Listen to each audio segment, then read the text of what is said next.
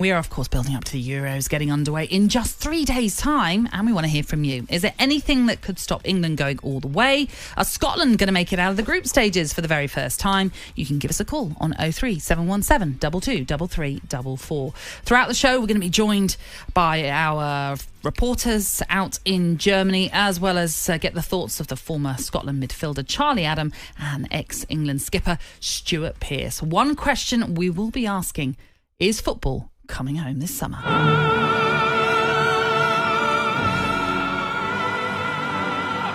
Saka against Dollar on the left foot in, and it has been saved. It just isn't meant to be. The wait continues. We've got to semi-final, we've got to a final. If we can do those things, therefore we can win.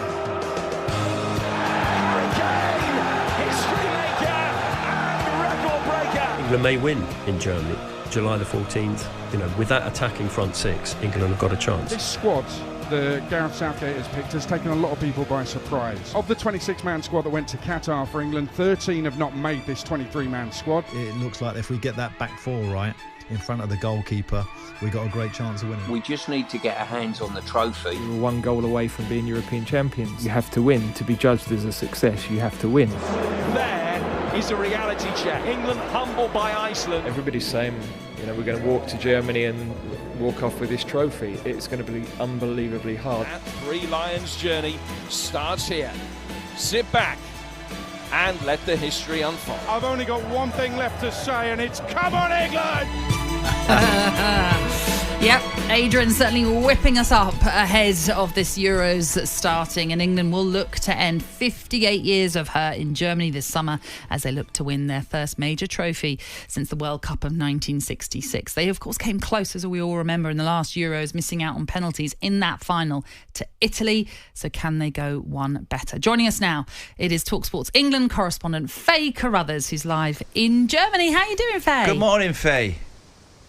I'm really well, thanks. Morning, Nat. Morning, Dean. Welcome to Weimar. We're about 15 minutes away from England's training camp, kind of smack bang in the centre of Germany, but what used to be East Germany back in the day, and it's absolutely beautiful around here. It's like a Gothic city, lots of university students milling around, and pretty cold here this morning, I'm not going to lie. I've packed so many shorts and skirts and dresses, all of which are utterly useless at the moment, so hoping it's going to warm up a bit.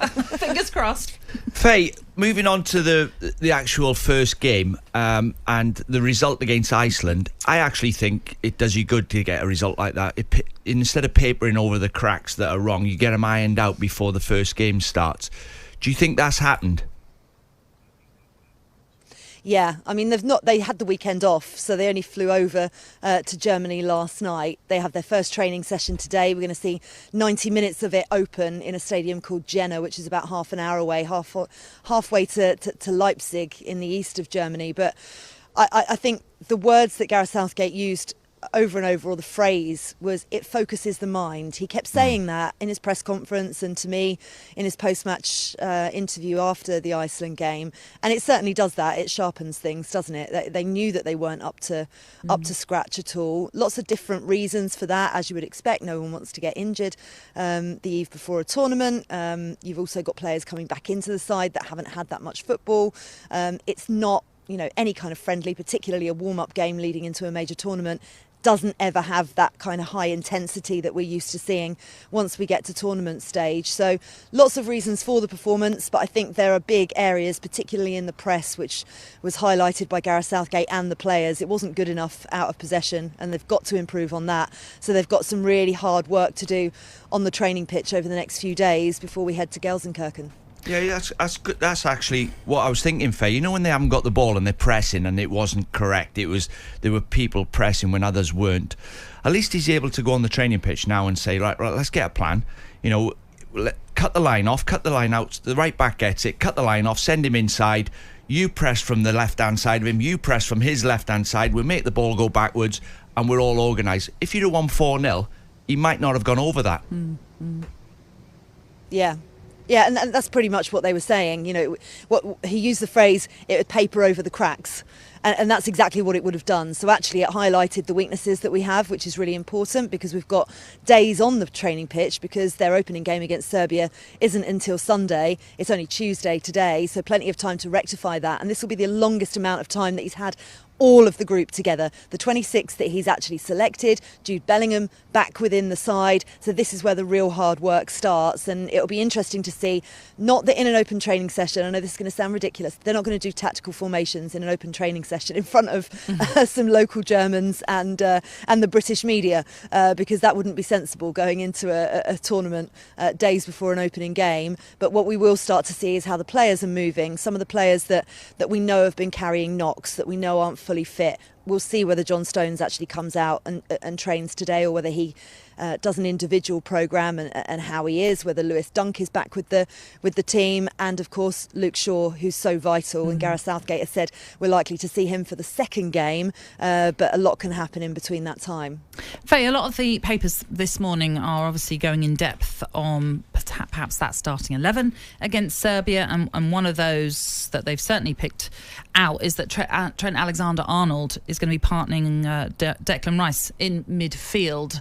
Have you had any inkling of that as well, from the times that you've obviously been involved in England lately in those two friendlies, and also in the conversations that you've had? Well, I mean, he started him at centre midfield in the game against Bosnia.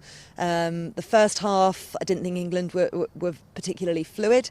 When he moved into right back, that's when we saw the Trent that we know for Liverpool. I thought he was absolutely fantastic, drifting in, got higher up the pitch. So I think if he's playing in that centre mid role, we have to see him as an 8 driving into the box. I think that's really vital. So it depends how they're going to try and break down Serbia. I mean, Serbia beat Sweden in a friendly. I know we don't read too much into friendlies, but their last warm-up game, they were 3-0 winners. So they can score goals and they can keep clean sheets. So it's going to be really important that the best England comes out against what I would say nowadays, even though most people are probably looking on paper that Denmark are the toughest opponents in Group C, I would actually put Serbia slightly ahead of them, just purely because of where they are in their progression at the moment, and where Denmark are. We've maybe seen the best of Denmark over the last few years under Kasper Højlund, but it's going to be really difficult. I think Trent unlocks a midfield and a defence with one pass, and that's really key. Equally, I thought Conor Gallagher was really impressive against Bosnia and Herzegovina, and his press is better than anybody else's. He just harries constantly, and he doesn't stop running, he doesn't stop pushing, and he can get into the box as well. I think the biggest thing for Conor, for me, is in the final third always. He just wastes balls a little bit, and certainly isn't clinical in terms of his finish, whereas we saw Trent with a goal the other night, but again from that right back position. So, he's got good options, and that's not something we were necessarily talking about just a few months ago, isn't it? He's got Kobbie Mainoo that he could bring in if he wanted to, although I don't think that trial particularly worked very well against Iceland the other night. Adam Wharton, we've seen brilliant glimpses of when he came on as a substitute against Bosnia, but we haven't seen him alongside Declan Rice yet. So, good options to have, I would say. Faye, I think a good signing he's made, the latest signing he's made, Gareth, is drafting Tom Heaton in as number 4 goalkeeper. Good character. Yeah. And you can never have enough goalkeepers, and you are worried as a manager that the nearer you get to the game, if one of the keepers breaks a finger, just in shooting practice or something, or it's easily done, they catch the ball wrong and they knock one of the joints up in the fingers. So I think that's a good move, and Tom Heaton's a good character as well. Yeah, he really is, and actually we've seen keepers fall by the wayside. Nick Pope has pulled out of England squads before, injured. Dean Henderson didn't end up going to Euro 2020 because he had to pull out just before the start of the tournament. And then we've also obviously seen that injury to Sam Johnston, which means he's not the number 3 keeper, which he has been of late as well. And I think he did that in England training, his shoulder. So, it's important to have somebody with real proper tournament experience, which Tom Heaton has, but also he knows how to be a good squad player through his time at Manchester United. He knows how to get the best out of the number 1, which is Jordan Pickford, and so I think that is going to be really key, and he's a great addition, as you say, and actually it might help him depending on what he wants to do when he retires. Potentially, maybe there's a spot for him in terms of his coaching badges. Okay, Faye, we know you've got a busy day ahead. We'll let you go. Thank you, though, for being with us this morning, and Thanks, enjoy Faye. yourself out there. See you later. That is our England correspondent, Faye Carruthers. And don't forget, you'll be able to hear every single game of the Euros live on the talkSPORT network, with England's first game against Serbia on Sunday. talkSPORT Breakfast, waking you up Monday to Friday morning from 6 a.m. on AM, on DAB, via the talkSPORT app and on your smart speaker. talkSPORT.